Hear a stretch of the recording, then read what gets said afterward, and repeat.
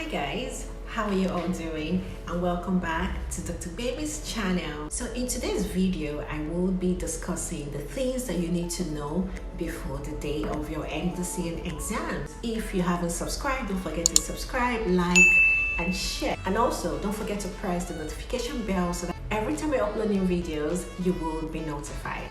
So let's dive into the video for today.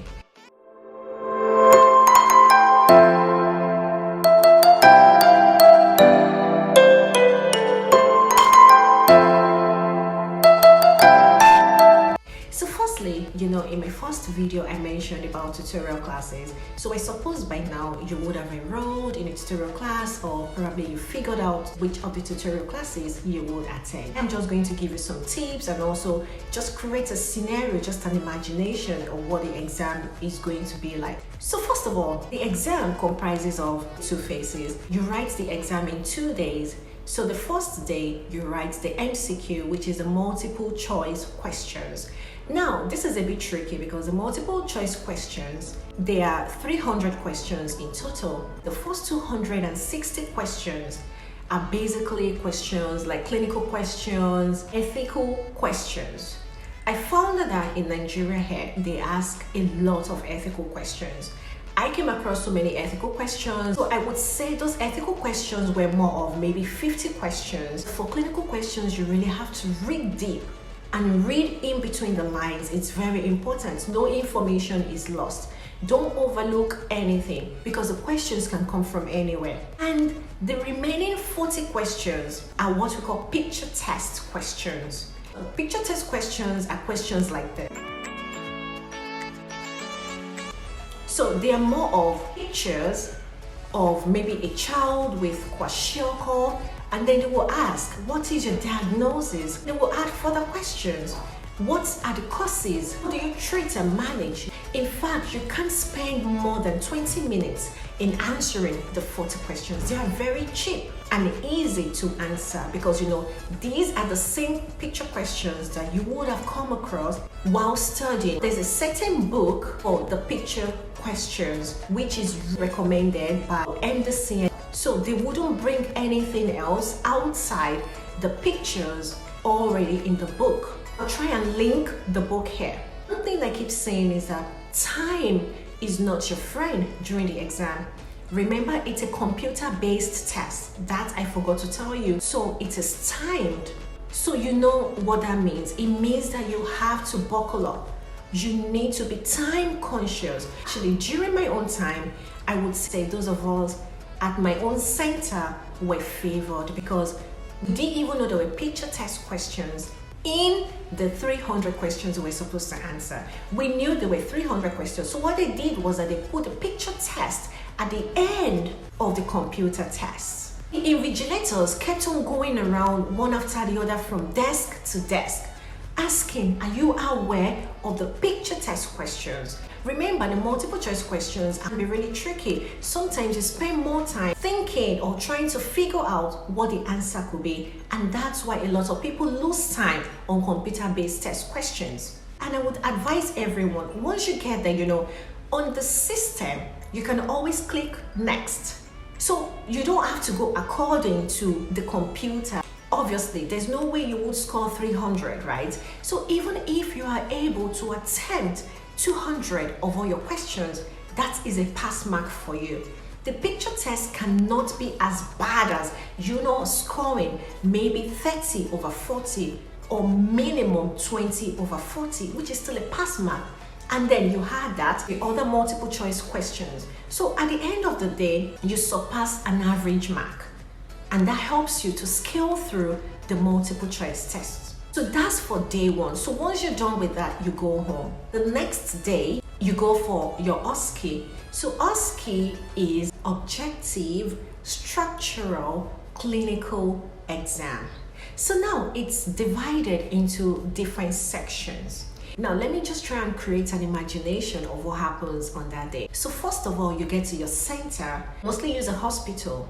So it's always a teaching hospital. During my own time, since I wrote in Abuja, it was National Teaching Hospital, Gwagwalada. So you all gather together in an open space, and then they bring buses to take people in groups to their various stations. Yes, we call them stations. Your first encounter might be you coming across a patient who is seated, and then you sit opposite the patient, and then the invigilator, the examiner, is seated somewhere at the corner watching your interaction with your patient.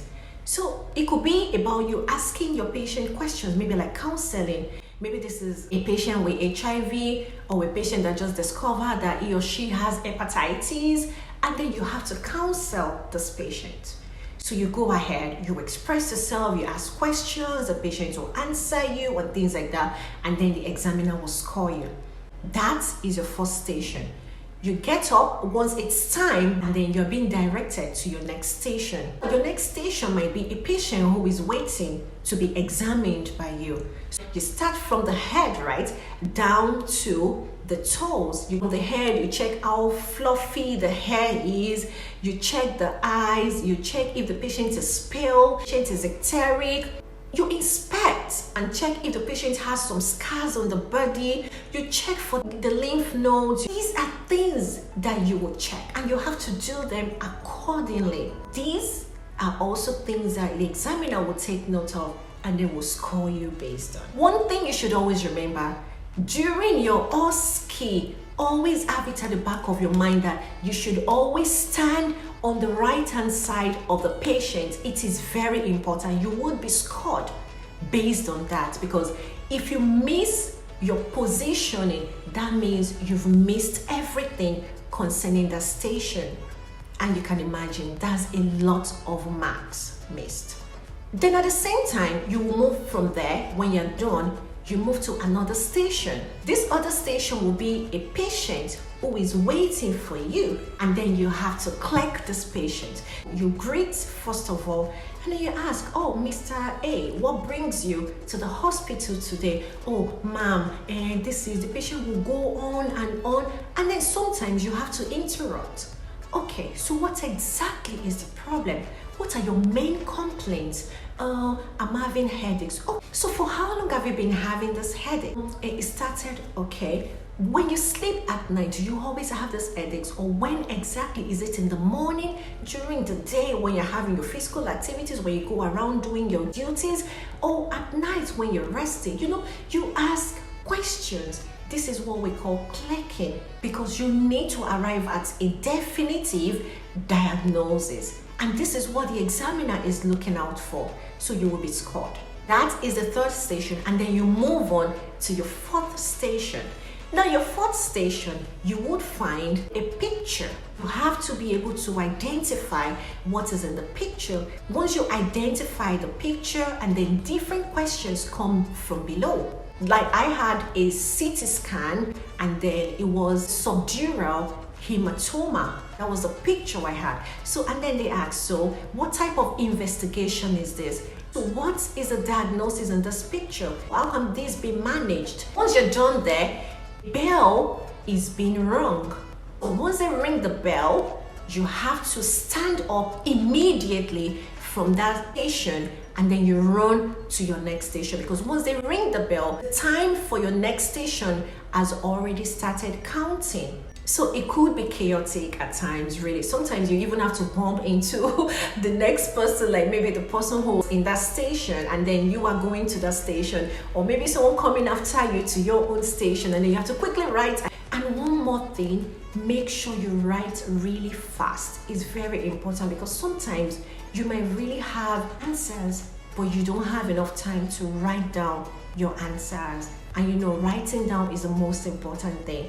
So please take note of that. And then the fifth station will just be a set of questions. They would ask you questions. Anything can come out. I can't really remember vividly my questions, but the most important thing is, I passed. And then afterwards, you wait for your boss. Once you're done, the bus comes around again to pick you up, and then returns you back to where everyone gathered, and from there you can go home. And then I think you wait about a week for the result to be released. So guys, I just really hope you find my videos really helpful. But the most important thing that I really want you to take note of is to attend a tutorial class. Really, attending a tutorial class is great advantage to you passing your Mdcn exam. You can watch videos, you can watch various things, people can advise you, but there is nothing as good as you being there, mingling with other doctors who are preparing for this exam. Your mind, you also find different doctors coming from different places to teach you a lot of things. So I think, for me, being in a class is more important than you just sitting at home thinking you can study. Yes, you would study, but you won't just have guidance.